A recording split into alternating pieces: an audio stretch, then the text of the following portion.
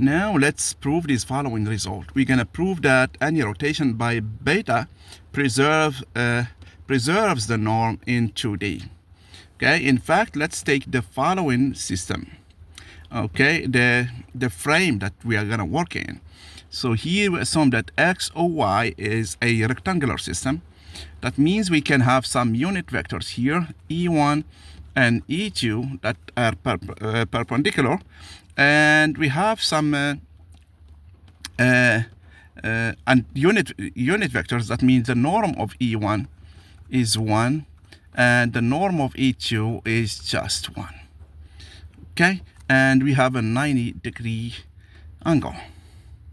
Okay, here the norm of m is just the square root of x squared plus y squared. So the norm is this length here, okay? So now we're going to prove that if we rotate this m to some point m prime by some angle beta, we want to prove that the norm of OM prime is just OM. So that this length here, OM, is preserved by this rotation. Okay?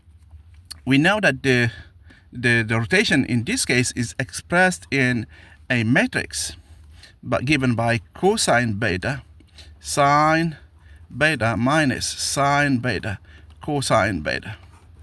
Okay? So we are going in this direction here. So we are moving counterclockwise.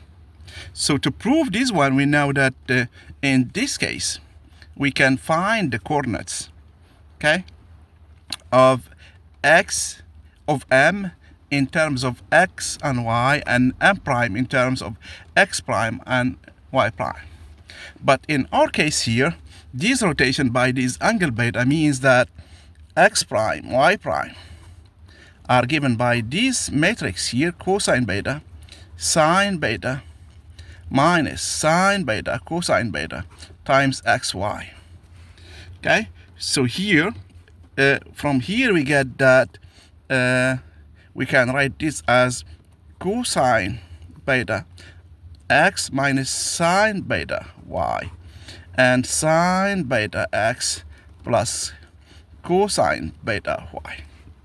Okay, here if we take the norm of OM prime, okay, so the norm of OM prime is x prime squared plus y prime squared.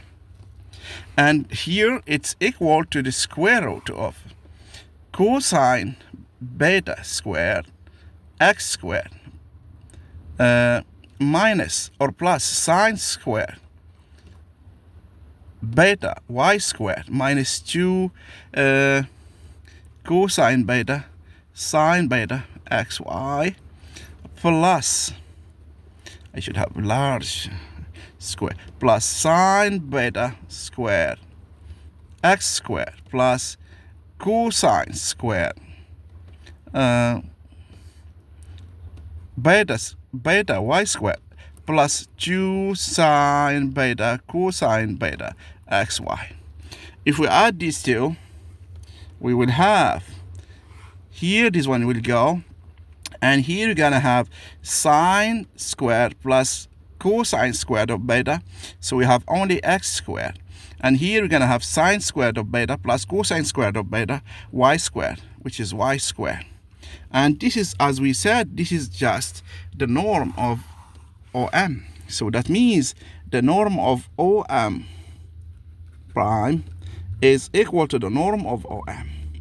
And this means that the rotation conserves or preserves the norm.